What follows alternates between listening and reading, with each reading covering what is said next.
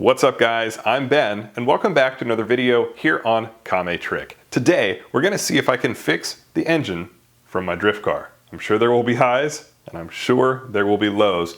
But first, let's take a look back on the story of how we got here. At the end of 2019, my car had a few issues. First of all, the wiring harness had actually been overheating in a certain portion, which I didn't know about, and it actually melted the connectors, which caused the wires to shift a little bit and short out. And second of all, at the very last event of 2019, a little thing called a rear main seal decided it was going to explode on the back of my engine block. And as the name implies, it's kind of important. Your engine has a ton of moving parts, all with very tight tolerances inside of it. And the one thing that keeps it from becoming some sort of massive frag grenade is the oil. So I'm at this event, having a wonderful time. I finish my session, come back to the pits, and a number of friends come up to me and say, "Hey man, your car just threw out a ton of smoke and we don't think it came from the tires." So I did what any good drifter would do and said, and immediately proceeded to jack the car up and look underneath. Sure enough, heaps of oil was dripping out of it, and so that ended my event, and I was gonna have to pull the motor to figure out just what went wrong. Which brings us to today. If you look at the back of the motor here, you'll see what is called the rear cover, and this seals the back of the engine from oil. And then down here is the crankshaft, and this little circle that you see right here, this is your rear main seal, and it rides on the crankshaft. This is the back of the crank. It's where all the engine power comes out and where your clutch would be if you were doing a clutch kick. It all happens right behind the engine here. But this shouldn't be just hanging out loose like I found it when I pulled the engine. This is a big problem. If this seal fails, then as soon as you start your motor, a few things happen. One, oil starts shooting out from the back of the crankshaft and goes directly onto your clutch and flywheel, which is not good. More importantly, that oil also goes right onto your headers, which is very not good. All things considered, I was actually very lucky that this happened at the end of a driving session because I avoided any real risk of having a fire around the engine. Now we've got to take the engine apart so we can get to that seal and fix it. Now there are a number of ways I can go about this repair. It is possible to just buy a rear main seal and press it into this existing backplate, but you can also buy backplates with rear main seals already pressed in. I'm going to be taking off the entire rear cover and replacing it with this one and the new good rear main seal. So in order to do that, I have to turn the engine over to get access, which is always a little dicey. I hope nothing goes horribly wrong here, and I think I'm going to wish I had spent more time in the gym.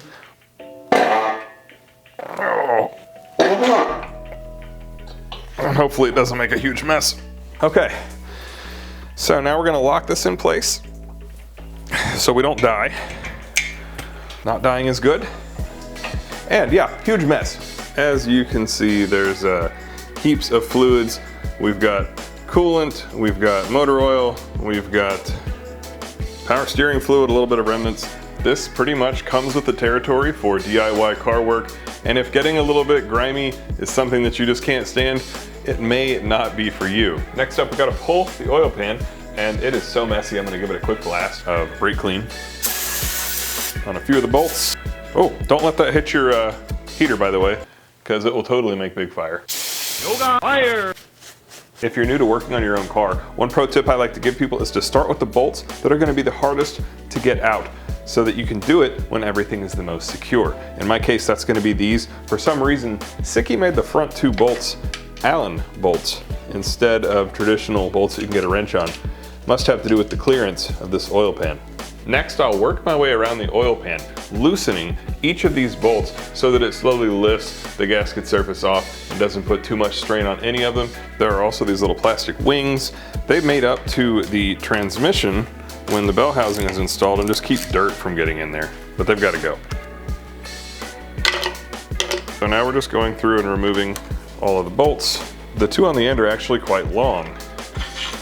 As you see, they actually go all the way into the main part of the block. Now we're ready to pull the oil pan off the vehicle. It should just lift straight up.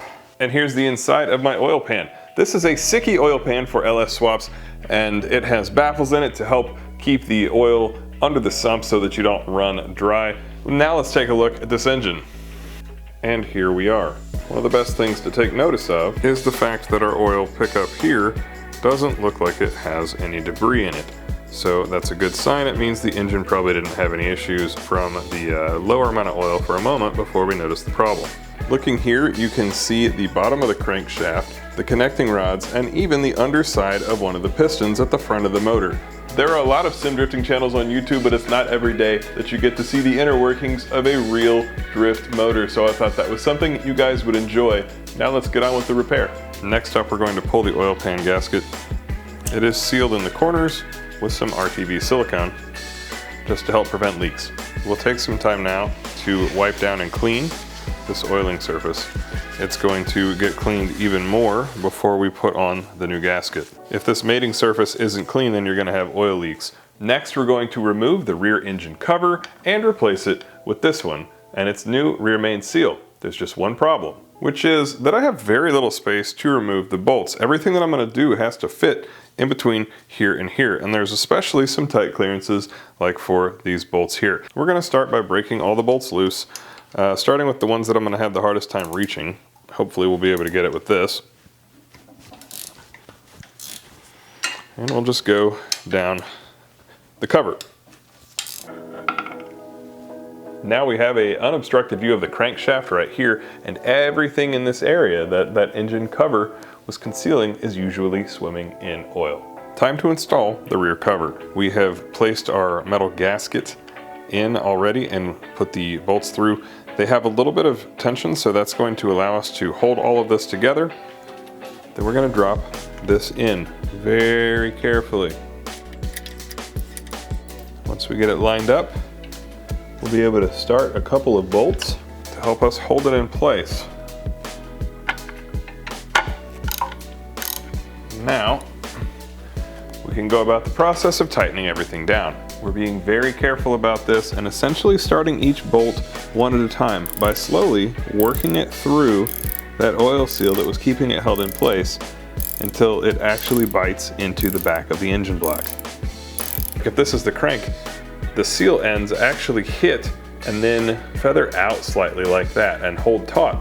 And there's a special tool to make this process work. So there's this plastic ring. You push that through from behind the rear main seal, and this plastic tool pushes the rear main seal out into the sort of shape it's going to be at when it has actually been installed in the crank.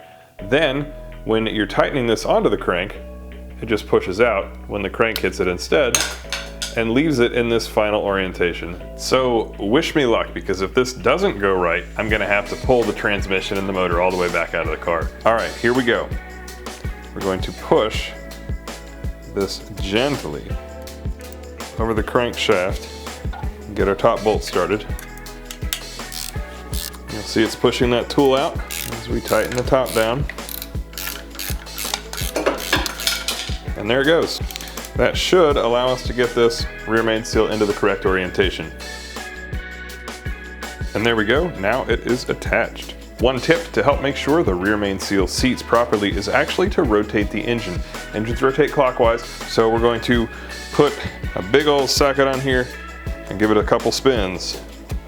It's also kind of cool because you can see and hear the air pumping and hear the motor turning over. The only thing that's left on this rear cover and rear main seal is to final torque all of the bolts on that rear cover. This is called a split beam torque wrench, and you flip this open and then you adjust your dial to the amount of torque that you want. And this torque wrench in particular is very special because you'll see here it says it is in pound inches, not pound feet. This goes from 100 to 600 pound inches, which is roughly 8 to 50 foot-pounds. On these motors, both the heads and the block itself are all made of aluminum, so they're very soft and you have to be pretty cautious with how much you're tightening them. If you're building an LS motor, you definitely want a torque wrench that goes down into inch pounds, because like the fasteners that we're doing right now are around 18 foot-pounds, and usually your average low-end torque wrench goes from 20 to 100 foot-pounds. And they're not super accurate at the extreme low or the extreme high, but something like this that goes from 8 to 50 is going to be a perfect fit for that. So we will set our torque wrench appropriately and then use it to tighten the nuts that we can to the right torque. And for those that we can't reach, we're gonna have to do by hand and kind of eyeball it based on getting a feel for it on these lower ones that we have access to. Stay tuned for the next video in this series. In the meantime, if you want to see some real life drifting, check out this video.